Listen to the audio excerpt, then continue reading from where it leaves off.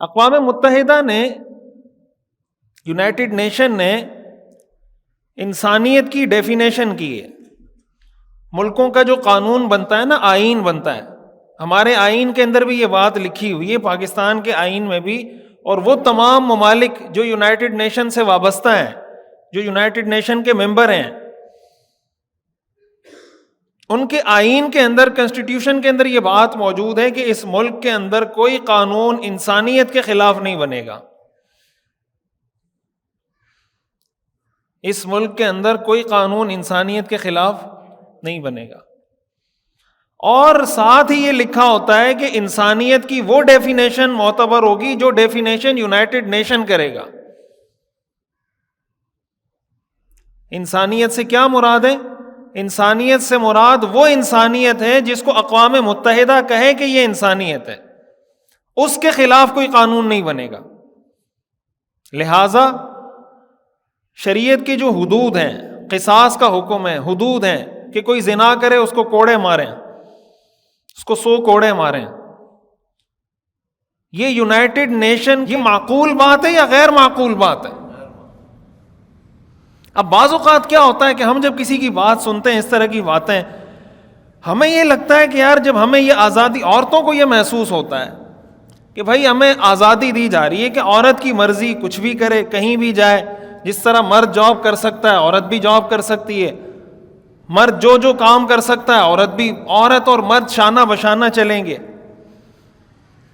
اب اللہ تعالیٰ نے مرد کی بھی کچھ ڈیوٹیز ڈیفائن کی ہوئی ہیں کہ مرد کے یہ کام ہے، یہ لسٹ ہے، ٹو ڈو لسٹ ہے اس کی کہ یہ کام مرد کرے گا.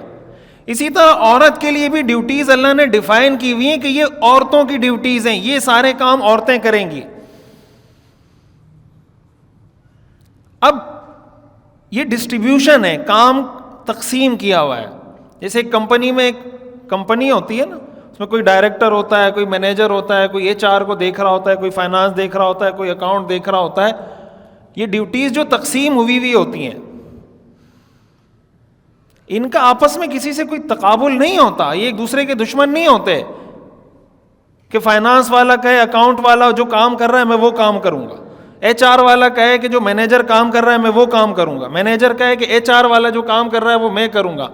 تو بھائی اگر سارے لوگ مل کے ایک ہی کام کریں گے تو یہ اتنے بندے کیوں تقسیم کیے ہوئے ہیں کہ یہ مینیجر ہے، یہ ڈائریکٹر ہے، یہ HR کو دیکھے گا، یہ فائنانس دیکھے گا، اتنی ڈویژن کیوں کی ہوئی ہے؟ آپ بتا دیں کہ ہر آدمی سب کچھ ہے ہماری کمپنی میں. آج کے بعد ہماری کمپنی میں ہر آدمی سب کچھ ہے، جو ڈرائیور ہے وہ مینیجر بھی ہے، جو مینیجر ہے وہ ڈرائیور بھی ہے، جو HR کو دیکھتا ہے وہ فائنانس بھی دیکھے گا، جو فائنانس دیکھتا ہے وہ اکاؤنٹ بھی دیکھے گا، جو اکاؤنٹ دیکھے گا وہ ڈائریکٹر بھی ہوگا، ہائر اینڈ فائر بھی کرے گا لوگوں کو. تو نظام چلے گا. تو اگر وہ یہ کہے کیوں، میں بھی انسان ہوں، یہ بھی انسان ہے، اگر یہ لوگوں کو ہائر فائر کر سکتا ہے میں کیوں نہیں کر سکتا؟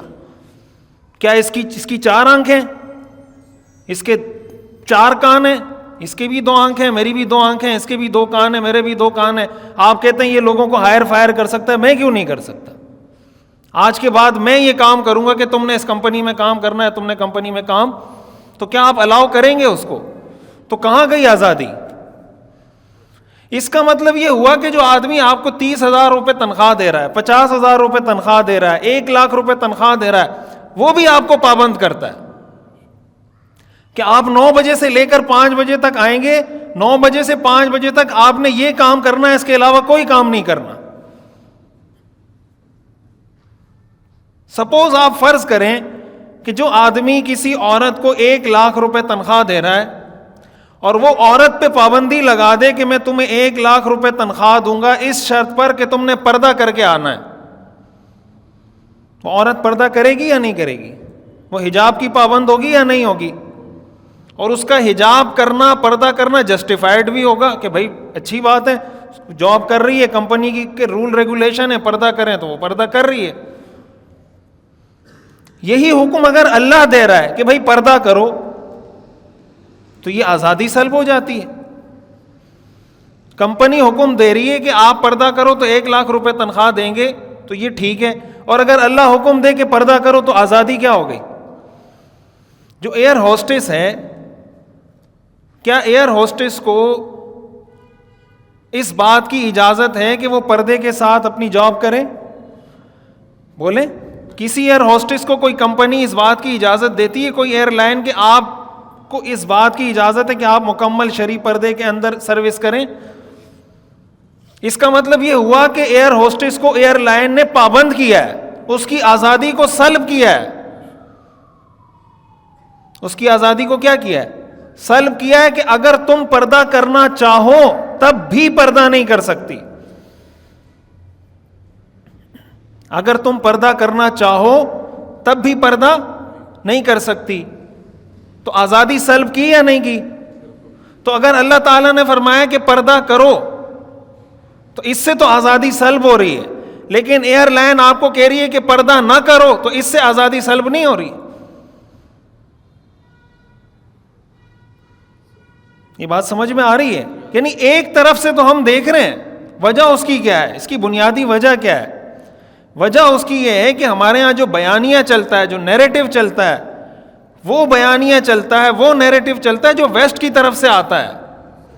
بھائی ویسٹ کی طرف سے آ رہا ہے کہ آپ انسانوں کو آزادی دیں، تو آپ ذرا کاؤنٹر نیریٹو بھی کریٹ کر کے پوچھیں نا کہ جب آپ آزادی کی بات کرتے ہیں تو پھر آپ ایئر ہوسٹس کو پردہ کرنے کی اجازت کیوں نہیں دیتے؟ کتنی ایسی کمپنیز ہیں جس میں پابند کیا جاتا ہے کہ اگر آپ داڑھی رکھیں گے تو آپ ہماری کمپنی میں جاب نہیں کر سکتے. تو اگر ایک آدمی اپنی مرضی سے داڑھی رکھنا چاہتا ہے، آپ اس کی آزادی سلب کر رہے ہیں یا نہیں کر رہے؟ تو آپ کو تو اجازت ہے سلب کرنے کی کہ آپ اس کی آزادی چھین لیں. ایک انسان جو بالکل اس کے لیول کا آدمی ہے، صرف فرق یہ کہ اس کے پاس تھوڑا سا پیسہ زیادہ ہے، اس کے پاس یہ اتھارٹی ہے کہ وہ دوسرے اپنے جیسے انسان کی آزادی سلب کر سکتا ہے.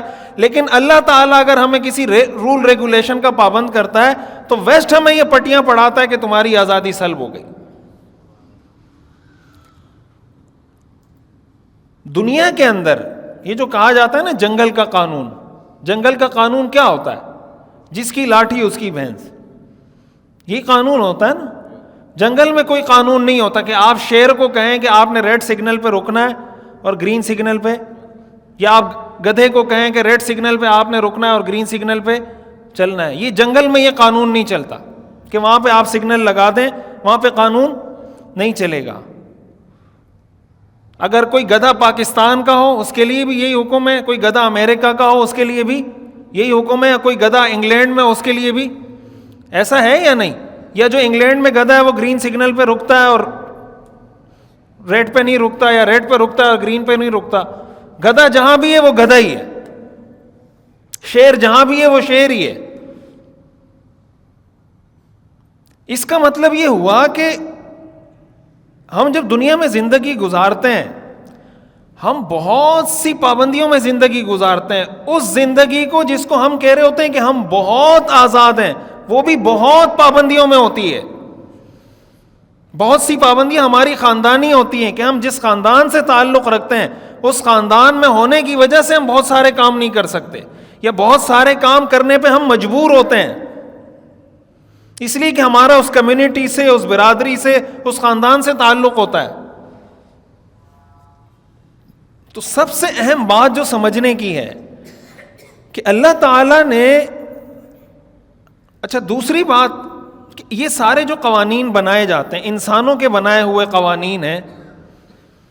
کوئی ملک اگر قانون بناتا ہے کہ آپ نے یہ کرنا ہے، اس ملک میں رہتے ہوئے اس قانون کو فالو کرنا ہے، یہ کرنا ہے، یہ نہیں کرنا، بنیادی مقصد کیا ہوتا ہے کہ اپنی عوام کو سہولت فراہم کی جائے.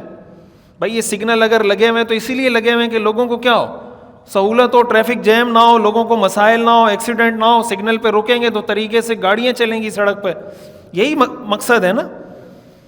بھائی یہ قانون بنایا ہوا ہے کہ آپ گاڑی چلا رہے ہیں تو آپ کے پاس لائسنس ہونا چاہیے. مقصد یہ ہے کہ بالکل اناڑی لوگ گاڑی نہ چلائیں تاکہ ایکسیڈنٹ نہ ہو، لوگوں کی جانیں محفوظ ہوں. تو جو قوانین بنائے جاتے ہیں یہ عوام کی فلاح کے لیے، عوام کے فائدے کے لیے بنائے جاتے ہیں.